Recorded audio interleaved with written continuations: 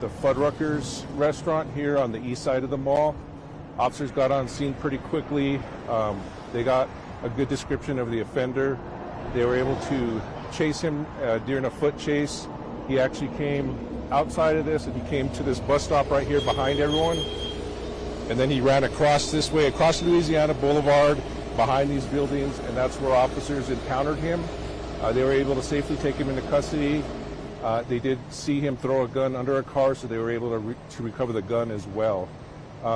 Through the initial investigation, we understand that he was initially inside the Fuddruckers, asleep, and we have identified the suspect as a 17-year-old male juvenile. He was asleep. Security at the mall was contacted. They went and woke him up, tried to get him into custody or figure out what he was doing. He came outside and got some sort of argument with the security officer. At that point, he came out a little distance away from the mall, turned around and fired off at least 3 rounds. One of the rounds struck the security guard in the calf.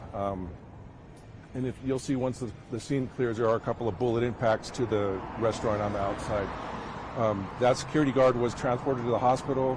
My understanding is he suffered non-life-threatening injuries and is verbal and conscious and breathing, and they're doing x-rays and that sort of thing right now. So fortunately, he wasn't seriously injured, and fortunately, we have the suspect in custody. So that's where we stand right now. Our gun violence reduction unit, detectives are on scene. They're gathering surveillance video, talking to witnesses, headed to the hospital to talk to the victim, get his side of the story, and we'll proceed from there. But I think as they move further, I'm sure I know that they did reach out to juvenile probation and parole about the juvenile, and we'll have to figure out what we're going to do in terms of detention for him. Was he on probation? I don't know. I don't know. They were just calling the on-call PRO.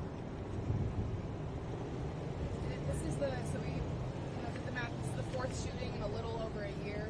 Is it kind of taking this into consideration to see if they're going to ramp up more security presence at the mall? I was doing the math too. I think I've been to 6 different shootings probably in the last few years here at the mall, outside the mall. And the one thing in common, I think, with every one of them except maybe one is kids with a gun. First one, kid with a gun, kid with the gun, kid with the gun, kid with the gun. And now we have that again, a 17-year-old with the gun inside the mall, asleep, and security was trying to get him off the property, and he fired shots at him. So it's very concerning. I talked to Chief Medina a little while. He was going to reach out to the district attorney. Obviously, the chief, the sheriff, the district attorney have all been talking about this issue over and over and over again, and that's juveniles with guns. We're seeing way too much of it. We're actually going to have the town hall with the governor on Monday night. I think the chief's definitely going to bring that up as an issue. These kids with guns, we have to do something about it. But it's very concerning. We talked in the past about, we're still exploring whether we could get shot spotter system inside the mall. We are definitely hooking up this uptown area with shot spotter. So not that it would have helped necessarily here, it would have just captured the gunshots, which everyone witnessed. But it's still another tool that we use everywhere around town that we can. But, the bottom line, and it's a good thing we recovered the gun, so we'll definitely do ballistics testing on it and see if it's been used in any other shootings. Yeah. How critical was it that the mall dispatch and APD communicated not to scare people that it was an active shooter event?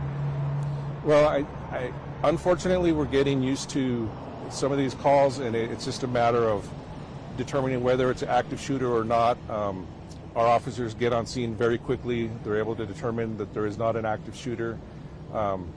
So we get that message out as quickly as we can. But yeah, it's something we have to deal with as well, and make sure we're not panicking people, but make sure people are safe and people inside the mall. Sorry, you might have mentioned this already. Was the suspect arrested without incident? I don't know the circumstances. They did track him down, and I didn't hear of any kind of incident around it. Spanish? What's that? You speak Spanish? No, I don't, sorry. No. Okay, once I get his name and once he's booked, we'll release that information. Okay, thank you. Thank you so much. Sure.